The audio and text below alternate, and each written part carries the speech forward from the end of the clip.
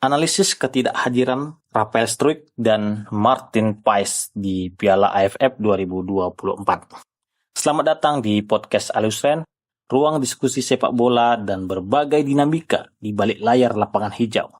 Pada episode kali ini kita akan membahas salah satu isu menarik jelang Piala AFF 2024, yaitu absennya dua pemain diaspora timnas Indonesia, Rafael Struijk dan Martin Paes. Apa alasan mereka absen? Apa dampaknya bagi timnas Indonesia dan bagaimana respon media Vietnam yang menyoroti hal ini? Yuk kita bahas lebih dalam.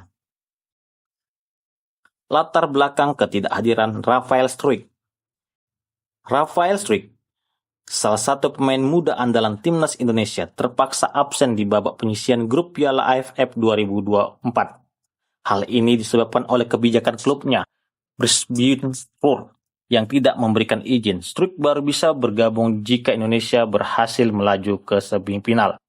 Media Vietnam seperti The Tao 247 menyoroti bahwa ketidakhadiran Struijk di fase grup adalah keuntungan bagi negara-negara pesaing. Kenapa? Karena Rafael adalah pemain kunci dengan kemampuan menyerang yang luar biasa, serta kontribusinya yang signifikan selama kualifikasi sebelumnya. Absennya Rafael jelas menjadi tantangan besar bagi pelatih Sintayong dalam meracik strategi lini depan timnas Indonesia.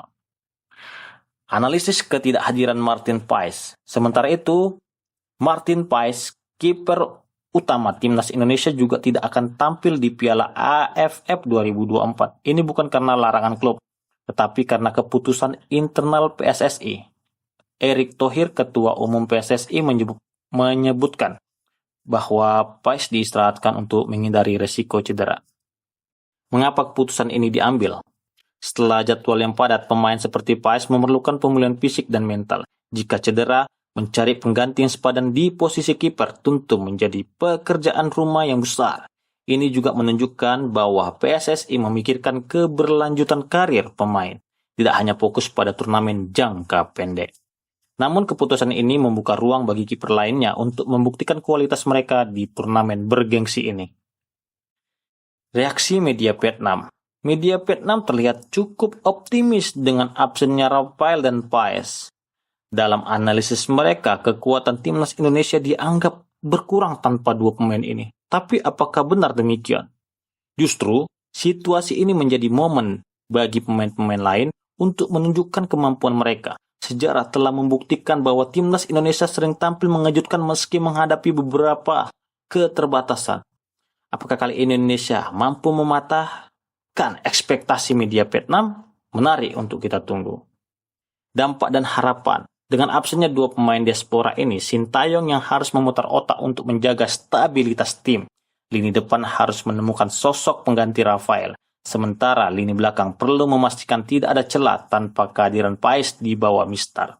Sebagai supporter, kita tentu berharap absennya mereka tidak menjadi alasan untuk menurunkan semangat.